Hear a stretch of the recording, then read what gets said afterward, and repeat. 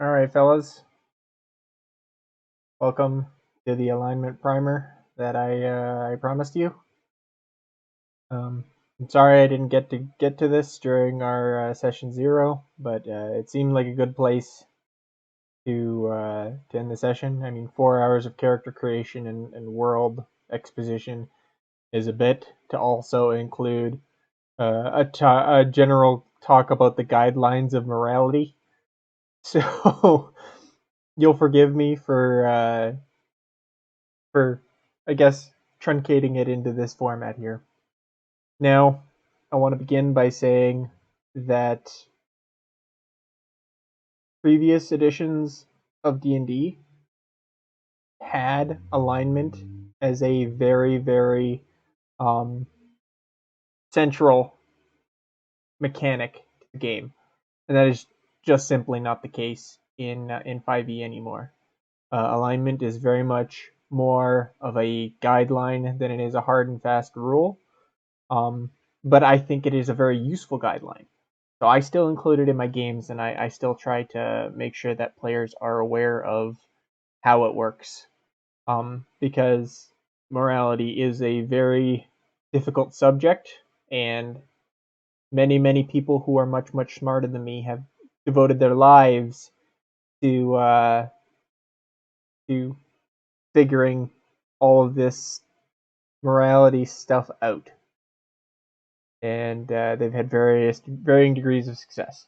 I'm not looking for anything deep, and I don't intend to go into very much deep, but I do intend to, I guess, expand your understanding of what this stuff means, because it is when you're just thrown at a matrix, it is very easy to misunderstand what this stuff means and how to apply it in a game effectively. So with that preamble out of the way, what you'll see here is we've got one of two spectrums first, and this will be the good and evil spectrum. So on this side here, did it move? I think it did move. No, it didn't. Okay. So on this side here, we have our good. On this side here, or right here, we'll have our neutral. Right here, we have our evil. Now, all these things, they have, I like to assign them very narrow meanings, because if not, we're left with very subjective meanings. Most people generally put themselves here, right here in the middle, but as we know, not everyone is right here in the middle. There are some absolute saints out there, and there are some absolute twat waffles. And so the reality is that we need to, in order to make an effective tool out of this for our game, we need to define them. And so we're going to start first here on the good. And so good is defined as most concerned with the well-being and gain of others. That just hard stop. It doesn't include anything else when we're talking about D&D alignment. A good player will be concerned with the well-being of and gain of others. They're going to try and benefit others as much as possible. That is as clear-cut and cast definition of good that I can give you. So if someone says good in the context of D&D, that's what you should be thinking of. That's where you should be oriented. I think, anyways. Next thing I'm going to talk about is actually diametrically opposed. I'm going to skip over neutral. We're going to go directly to evil. So evil, diametrically opposed, is most concerned with personal well-being and self-gain. And so when you're looking at an evil character, you got to understand that that character is most concerned with them, maybe their close friends and relatives, but primarily they're looking to make the most of and for themselves. That is how one would define an evil character in the context of D&D, I think, anyways. And so finally, we've got this great big old wall of text that I wrote, And I tried to be concise about this, but realistically, there's very little way to be so. Neutral, which is right here in the middle, it has a general preference for good, in the same way that you prefer a stranger. We're generally kind and courteous to you, but may prioritize personal gain and well-being. So what this means in the context of the game is that your character, should they be neutral, will obviously prefer that most people are concerned with the well-being and gain of others, but they'll decide on it kind of like on a case-by-case basis whether they come first. And so again, most people in real life, like this is the one that's most convoluted, but also the best understood because these two have very subjective meanings.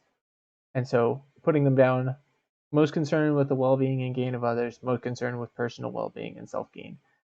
Very clear, very cut and concise and dry. And allows you to use them effectively.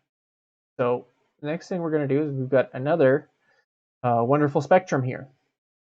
And so on the left-hand side, we're going to start right from the beginning. We've got lawful.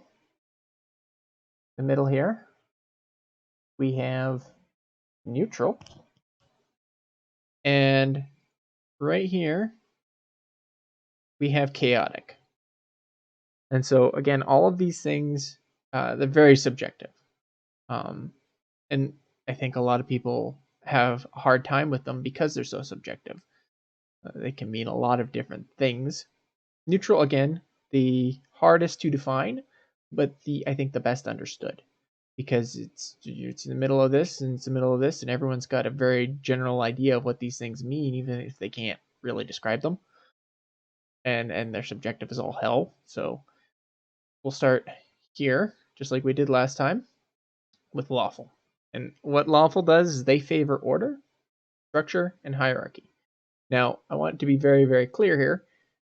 This is currently completely devoid of the good-evil axis there, the spectrum we had previously. The only thing that lawful says in the context of D&D is that person favors order, structure, hierarchy, the basic summary of what laws provide is they provide a stable structure to life. And so, just like last time, we're going to jump into what's diametrically opposed, which is chaotic. And chaotic favors general, unmitigated freedom. Now, very generally unmitigated freedom, most people would say, well, that means something good. Well, not necessarily. We do have laws in real life for a reason, but a chaotic character might not necessarily believe in those things. Now, that isn't to say that they won't follow any rules ever, and I want to put a pin in that for you guys to remember it later. It doesn't mean that they will never follow any rules ever, but they will favor that which hinders them least. And you can see I'm using more general terms here, but the idea here is I'm using favors very generally, or very specifically rather. I'm using favors to say that is what the character wants from the world. They want to see a world where they are free to do as they choose. And so last, but certainly not least, is neutral. And I define neutral as favoring meritocracy. They weigh the merits of general unmitigated freedom against the merits and function of order, structure, and hierarchy. And so when we are observing a neutral character on this axis, they're going to take a second and judge whether or not it's better to follow the rules, or if it's better to disobey the rules. And they're going to judge that on a case by case basis. But generally speaking, it's going to be whichever one has the best I guess, long-term outcome. It's very much more forward-thinking. So, just in summary, I guess, is lawful. They think that a general structure to life is the best path forward. Chaotic people, they generally want more freedom and the ability to make their own mind up.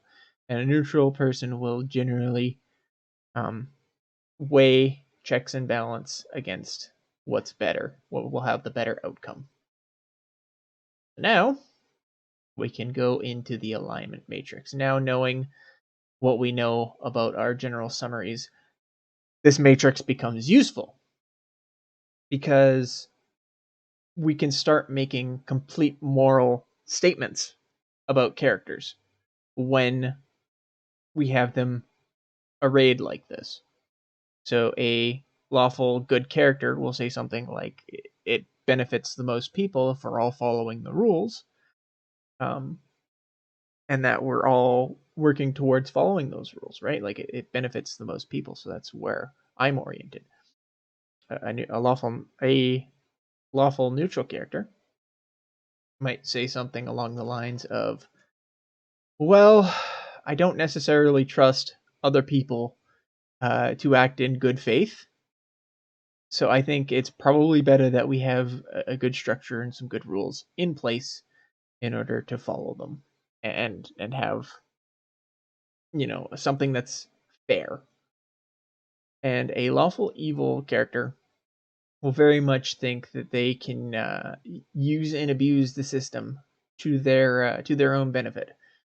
They will gamify the rules, as it were, and try to uphold the letter of the law, oftentimes over the spirit, in order to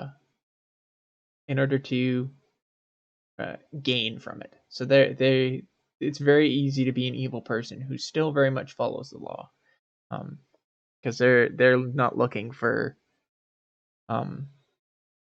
they're not necessarily looking out for even the structure itself. They value the structure, but they're not necessarily looking out for anything outside of their place in the structure and how they can grow from it. And so, just to do a complete walkthrough, a neutral good person character might say something like, as long as it's good for everybody, I want the best for everyone. That's a good way to say it, is I want the best for everyone. And it doesn't matter if it breaks a rule, as long as it's fair and it's, where everyone has enough, and we've got an abundance, and we're all working towards that. That's kind of a neutral good. This is a neutral or a true neutral character if you played older editions. And a true neutral character will often is very much a wait and see type of person. A neutral person is not looking to, obviously they're not looking to rock the boat, but they're going to observe a circumstance. So they're very much often in a position of reacting. However, I would say that a neutral character is generally after a better outcome, but that is a loose definition. Because this square is so big, they could err more to the side of evil, they could err more to the side of good. But in general practice, they're very much a wait and see type of person. Like, oh, this thing, maybe one of your party members got arrested. Well, did they deserve it? Or have they been a liability to us? Or are they useful and reliable? And they're not above petty theft if they need to, but they're also not going to go out of their way to steal things. That's not their modus operandi. They're also not going to be a Robin Hood character and steal from the rich and give to the poor. They're very much practical, I guess, is another way to explain. And so, neutral evil, if these want the best for everybody, if a neutral good character wants the best for everybody, A neutral evil character will say something, I want the best for me. I'm looking out for me right now. I'm the top of the pile. I'm the cream of the crop. I'm going to get what's mine. And so they're not necessarily, again, these characters aren't necessarily against the idea of hierarchy, and they're not necessarily against the idea of personal freedom. They just kind of sit in a happy middle where they will weigh the pros and cons of both before they make their decision. A chaotic good person will say something like, um, I think that they're the dreamers, I guess is a good way to put it. A chaotic good person is like a dreamer. They very much have lofty ideals of the world, and they live that out quite frequently. Like they're going to do what they can immediately to set the world right. And so, as an example, they might give their last ration to a homeless man, and then a couple coins to say, "Hey, go get yourself some place to sleep for the night. Please don't spend that on alcohol," kind of thing. Or they might sit down next to the bum and split the meal with him and have a chat. Stuff like that. Very much concerned with general well-being, but aren't necessarily concerned with a an idea of laws. Like they will very much like Robin Hood very much fell on the chaotic good side of things because he steals from the rich and he gives to the poor, and he doesn't necessarily have to keep a ledger about it. And now we find ourselves in chaotic neutral, and these last two, I almost never let them into my games. Now I'm gonna trust you guys, but the reason I don't let typically let these last two into my games, a chaotic neutral and a chaotic evil, is because one, they're very difficult to play correctly, and two, people tend to use these as carte blanche to say I do what I want, and that's part. They're not necessarily wrong, but it's also not entirely correct. They're missing the point of these two. So I generally don't let players play them, but I'm going to make an exception this time. Please don't make me regret it. That aside, um, a chaotic neutral character is generally concerned with their own freedom. So they're looking to make their way in the world. They're not necessarily malicious. They're just also not necessarily concerned with you, or they're not necessarily concerned with what the rules are in the place that they are. They're just looking to look out for themselves. They're kind of in that place. Problem with neutral that I find is that it's very hard to convey passion about things, except for without seeming evil. But it's because it's very much a dispassionate step back type thing. It's very much in my mind a chaotic neutral character is one that while they probably have their own ideals, their own goals, the things that they love, um, it's going to be on their own clock and on their own time. And so keep, I guess, to summarize this, keep it very concise. A chaotic neutral character oftentimes is a red flag. I will leave it at that. Chaotic evil is last but not least. Chaotic evil players are on their team. That's what a chaotic evil player is, or character rather. Chaotic evil character is looking out for them at all times, what they want, and that can be very very freeing. However, it has the drawbacks of being very difficult to play, because when I stuck that pin in chaotic earlier, it doesn't mean that they will never follow a rule ever. It means more that they're willing to overlook rules if it suits their own ends. They're also like people generally tend to put Hitler in chaotic evil. You know, Hitler McTwirly mustache who munches on babies for dinner. It's like, no, Hitler was probably closer to lawful evil. Chaotic evil is another type of, has room for more malice than that. But it also has room to be very, very calculating and very, very conniving. And so worth it's worth understanding that just because you can doesn't mean necessarily that you will. And that goes for chaotic neutral as well, to be perfectly fair. But chaotic evil is on another level than that. So that was my primer for alignment. I hope you fellas enjoyed and that it cleared anything up, any questions you might have. If you have any further questions, if you need more clarifications, please feel free to reach out to me. Like I said, I'm almost always available. Thanks, fellas, and have a great day.